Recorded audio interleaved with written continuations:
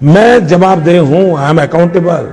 और इस देश की जनता को मेरे पल पल का हिसाब मांगने का अधिकार है, मेरी हर सोच का जवाब मांगने का अधिकार है। I am committed to democracy. मैं कोई किसी अमीर बाप का बेटा नहीं हूं, मैं किसी प्रधानमंत्री का बेटा नहीं हूं, मैं एक सामान्य इंसान हूं और जनता को जवाबदेह हूं। छोटे से छोटे बच्चे को भी मोदी का हिसाब मांगने का अधिकार है। ये जो चोर लुटेरों के पैसे विदेशी बैंकों में जमा है ना, उतने भी हम रुपये ले आए ना, तो भी हिंदुस्तान के एक एक गरीब आदमी को मुफ्त में 15-20 लाख रुपए यूं ही मिल जाएगा। 15-20 लाख रुपए यूं ही मिल जाएगा। 15-20 लाख रुपए यूं ही मिल जाएगा। सौगंध मुझे इस मिट्टी की, मैं देश नहीं बिकने दूंगा। वो लूट रहे हैं सपनों को, वो लूट रहे हैं सपनों को, मैं चैन से कैसे सो जाऊं। वे लूट रहे हैं सपनों को, मैं कैसे चैन से सो जाऊं। वो बेच रहे हैं भारत को, खामोश मैं कैसे हो जाऊं। हाँ मैंने कसम उठाई है, हाँ मैंने कसम उठाई है, मैं देश नहीं बिकने दूंगा, मैं देश नहीं झुकने दूंगा। भाइयों बहनों, मेरा मंत्र है, न खाता हूं न खाने दूंगा।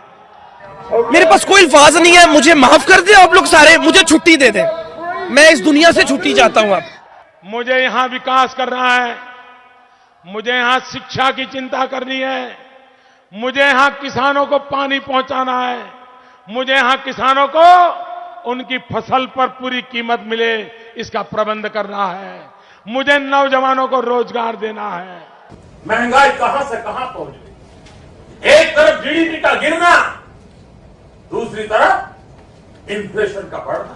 भाइयों बहनों, अब तो एक साल से महंगाई के विषय पर बोलना ही बंद कर दिया है। उन्हें चिंता नहीं है और उन्होंने वादा किया था 100 दिन में महंगाई कम करेंगे। आदरणीय प्रधानमंत्री जी, आप महंगाई कम कर पाओ या न कर पाओ, कम से कम अटल बिहारी वाजपेयी जहां छोड़ के गए थे वहां तो ला करके रख दो। क्या कारण है? क्या मेरा यही गुनाह है कि भ्रष्टाचारियों के दिन बुरे होते जा रहे हैं? क्या यही गुनाह है मेरा कि गरीबों को हक दिलाने के लिए काम कर रहा हूं? क्या यही है मेरा गुनाह कि गरीबों का हक छीनने वालों को अब हिसाब देना पड़ रहा है? मैं लड़ाई लड़ रहा हूं आपके लिए। भाइयों बहनों, ज्यादा से ज्यादा ये मेरा क्या कर लेंगे भाई? नहीं बताइए क्या कर लेंगे? अरे हम तो फकीर आदमी हैं, झोला लेके चल पड़ेंगे जी। जब मैंने कहा मैं सबसे पहले गरीबों का बैंक में खाता खुलवाऊंगा, मैं पहले सबसे पहले गरीबों के लिए बैंक में खाता खुलवाऊंगा, तो लोग मेरी मजाक उड़ा रहे थे। भाइयों बहनों, खाता खुलवाया कि नहीं खुलवाया? खुलवाया कि नहीं खुलवाया? पहले कहते हैं आर्थिक विकास हो नहीं रहा, नोटबंदी कर रहा हूं तो बोले चौपट कर दिया, सब चल रहा था, अच्छा जा रहा था, तुमने ब्रेक लगा दी। और बड़े बड़े विद्वान, कोई हार्वर्ड के, कोई ऑक्सफोर्ड के, 30-40 साल से देश के अर्थतंत्र में बड़ा मौके का स्थान निभाने वाले बड़े अर्थशास्त्री, उन्होंने कह दिया, कोई कह रहा था 2% जीडीपी कम हो जाएगा, कोई कहता था 4% जीडीपी कम हो जाएगा।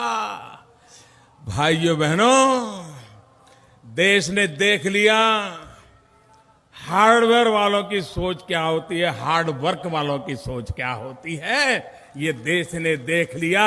एक तरफ वो विद्वानों की जमात है जो हार्वर्ड यूनिवर्सिटी के नाम पर बात करते हैं, एक और गरीब मां का बेटा है जो हार्ड वर्क के द्वारा देश की अर्थनीति बदलने पर लगा हुआ है। भाइयों, हार्वर्ड से ज्यादा दम होता है हार्ड वर्क में।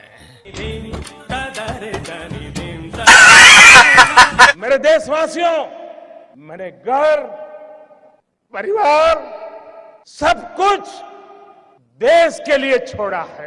अरे चूना लगा रहा है, देश के लिए छोड़ा है। कुछ भी कुछ भी। भाइयों बहनों, आप मुझे प्रधानमंत्री मत बनाइए, आप मुझे चौकीदार बनाइए, चौकीदार।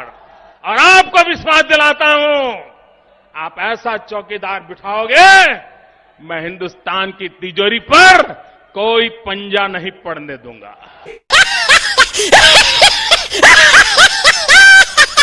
भाइयों बहनों, मैंने सिर्फ देश से 50 दिन मांगे हैं, 50 दिन। 30 दिसंबर तक मुझे मौका दीजिए मेरे भाइयों बहनों।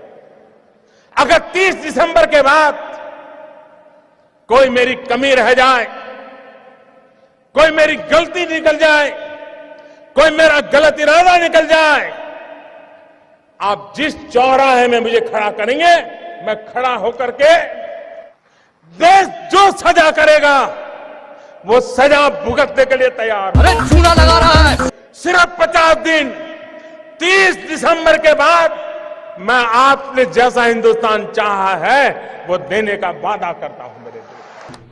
चौराहे पर खड़े रख करके मोदी को फांसी देनी चाहिए और ऐसी मोदी की बुरा हाल करना चाहिए ताकि भविष्य में 100 साल तक कोई ऐसा पाप कर न सके।